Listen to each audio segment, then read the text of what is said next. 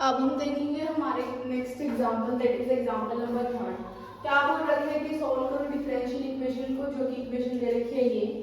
तो सिमिलर जैसे हम करते आ रहे हैं वैसे ही यहाँ पे भी M D X plus M D Y equals to 0 करके एम और एन को कंपेयर करेंगे और देखेंगे कि इक्वेशन एग्जैक्ट है या नहीं। तो यहाँ पे एग्जैक्ट देखने के लिए हम क्या करेंगे, एम और एन की वैल्यू लिख लेंगे सबसे पहले। तो जो हमारा m है वो क्या है और n है क्या है। जो m है वो है 2y sin x plus 3y की power 4 sin x cos x, और जो n की वैल्यू है वो है minus of 4y cube cos square x minus cos x। जब हम कर्ली में कौन कर्ली y निकालेंगे और कर्ली है ना कौन कर्ली x निकालेंगे, अगर वो दोनों इक्वल आते हैं तो एग्जैक्ट और नहीं आते एग्जैक्ट नहीं है। तो हम y के रिस्पेक्ट में जब डायरेक्ट करेंगे y का 1 हो जाएगा, बाकी कांस्टेंट है तो 2 sin x plus 4 3 is 12y cube और sin x cos x।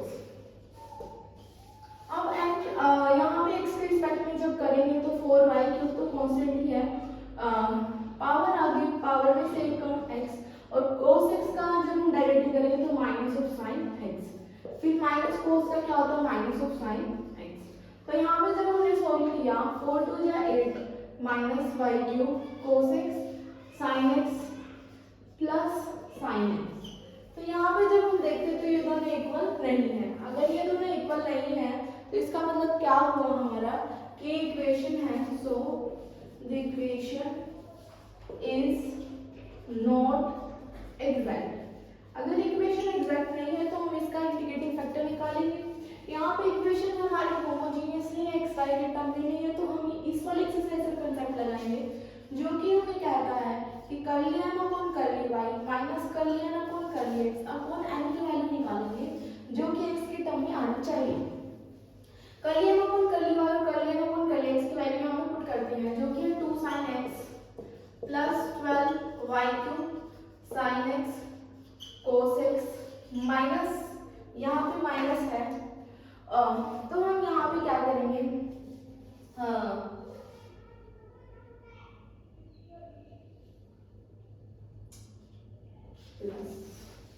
ये वाला माइनस में स्किप कर देते, माइनस में प्लस हो गया। तो जब हमने माइनस किया तो यहाँ पे minus 8y cube cos x sin x, और ये वाला माइनस जब हमने मल्टीप्लाई किया तो माइनस sin x। आपकी बुक में यहाँ पे प्लस दे रखा है जबकि यहाँ पे माइनस आएगा, क्योंकि जब हम इस टर्म को यहाँ पे माइनस करेंगे तो यहाँ पे माइनस आ जाएगा अपॉन n की वैल्यू रखेंगे, n है हमारा minus of 4y cube cos square x minus cos x।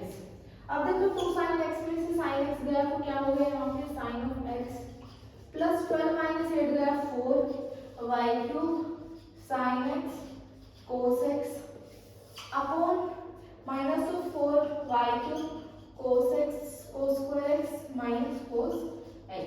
अगर हम इसमें से sin x कॉमन ले लें तो sin x 1 plus 4y cube cos x, और नीचे से अगर हम minus of cos x common ले लें तो 4y cube cos x plus 1 हो गया, दोनों इक्वल है तो हम इसको काट देंगे।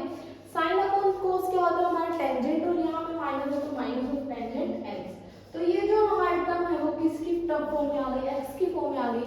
इसका मतलब अब हमारा जो इंटीग्रेटिव फैक्टर है वो क्या होगा, एक्सपोनेंशियल की पावर इंटीग्रेशन एफ dx। तो इतना हमने क्या किया, यहाँ पे m और n लिया, एग्जैक्ट नहीं था, इंटीग्रेटिव फैक्टर निकालने के लिए ये वाली टर्म निकाली और जो f है वो आ गया माइनस ऑफ टेंजेंट x। अब हम ये माइंड में लेके चलेंगे कि जो हमारा f आया है वो आया है माइनस ऑफ टेंजेंट x। तो अब हम क्या करेंगे, अब हम करेंगे माइनस ऑफ टेंजेंट x की हेल्प से इंटीग्रेटिंग फैक्टर की वैल्यू।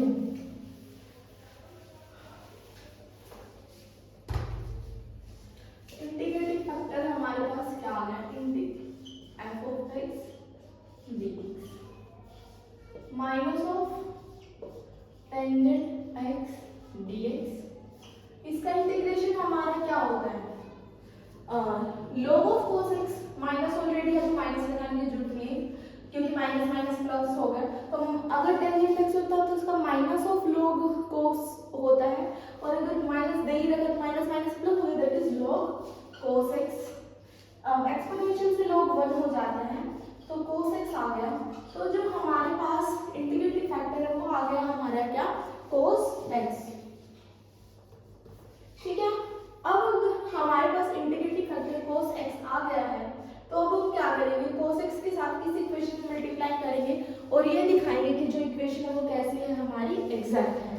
ठीक है, तो हमारे जब हम cos x की मल्टीप्लाई इस इक्वेशन के साथ कर देते हैं तो हमारे पास क्या आता है, देखो 2y sin x cos x 3y की power 4 sin x cos square x और यहाँ पे cos cube x और यहाँ पे cos square x। अब फिर से हमें इसको एग्जैक्ट प्रूफ करना है तो m और n की वैल्यू निकाल लेते हैं। m हमारे पास आ गया 2y sin x cos x plus 3y की power 4 sin x cos square x और n की वैल्यू आ गई minus of 4y cube cos cube x minus cos square x। कर लिया हम अपन कर ली y निकालेंगे और कर लिया ना अपन कर ली x निकालेंगे। अगर ये दोनों इक्वल आ जाते हैं इसका मतलब जो इक्वेशन है वो क्या है, एग्जैक्ट। y के रिस्पेक्ट में इसका वन हो जाएगा 2 sin x cos x plus power आ गई 12y cube sin x cos square x। ये हो गया। x के रिस्पेक्ट में जब हम करेंगे माइनस 4y क्यूब है कांस्टेंट, cos क्यूब x का पावर आ गई, पावर में से एक कम cos का minus of sin x minus power आ गया, पावर में से एक कम cos का minus of sin x 4 3 12 y cube और माइनस माइनस प्लस हो गया cos square x sin x minus minus plus 2 cos x sin x। ये वाली टर्म और ये वाली टर्म हमारी दोनों इक्वल हो गई हैं। अगर हमारा कर लिया अपन कर ली y कर लिया अपन कर लिया x के इक्वल हो जाता है तो जो इक्वेशन है वो हमारी क्या हो जाती है, एग्जैक्ट। अगर इक्वेशन एग्जैक्ट हो जाती है तो हम क्या निकालते हैं, उसका सॉल्यूशन। सॉल्यूशन किस तरीके से निकलेगा, वही mdx प्लस dy वाला। तो अब हमारी इक्वेशन आ गई एग्जैक्ट। अब हम इसका निकालेंगे solution.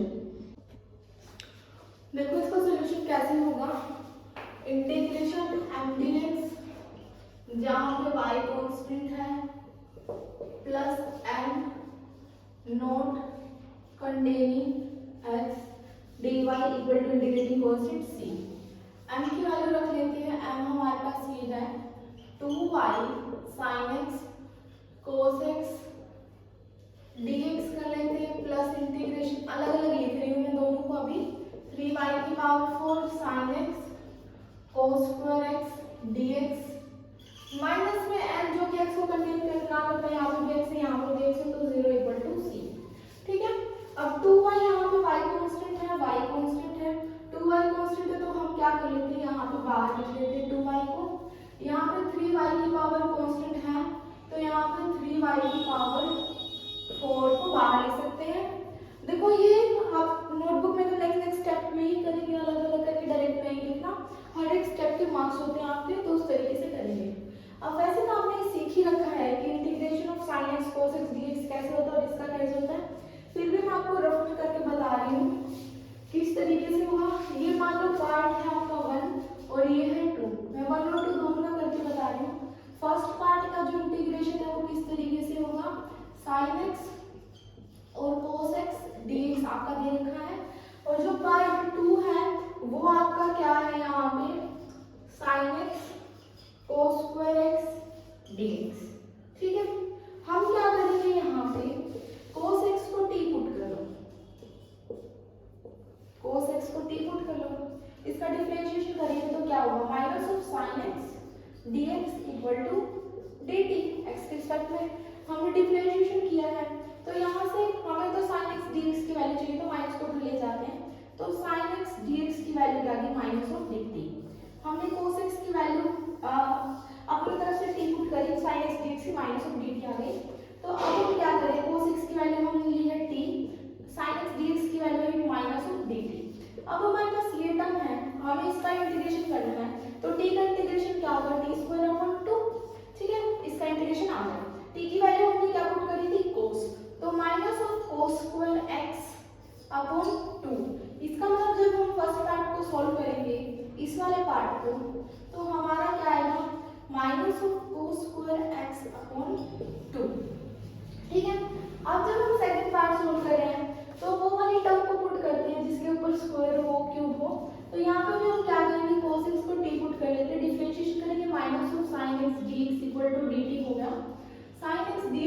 Value minus of D T आ गई, तो ये क्या होगा, इसकी हमने टी स्क्वायर डी टी हो गया माइनस का, माइनस टी स्क्वायर का हो गया टी क्यूब अपॉन 3, टी की वैल्यू हमने cos x पुट करी थी, तो ये हमारी इसका जो हमने सोल्व किया तो क्या है minus of cos cube x upon 3।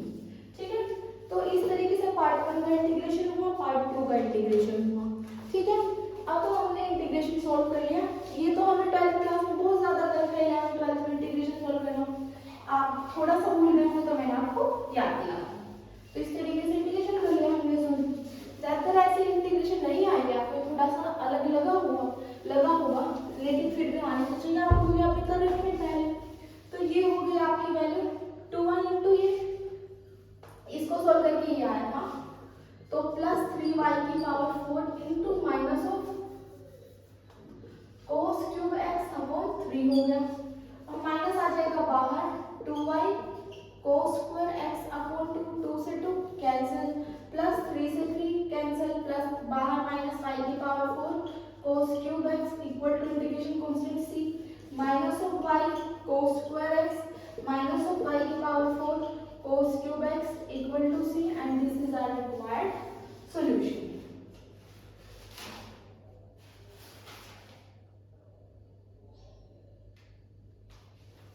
आपका बुक में एक स्टेप और कर रखा है जो कि मुझे लग भी रहा था, यहाँ से -1 हम कॉमन ले लेते हैं पूरी इक्वेशन में से, ठीक है, और उधर लेके चले जाते हैं। ठीक है, मान लो हमने पूरी इक्वेशन को -1 के साथ मल्टीप्लाई कर दिया, तो यहाँ पे माइनस सी आ गया, और माइनस सी को हमने कोई अदर इंटीग्रेशन कांस्टेंट c1 का नाम दे दिया, तो आपके बुक में एक स्टेप ये और कर रखा है।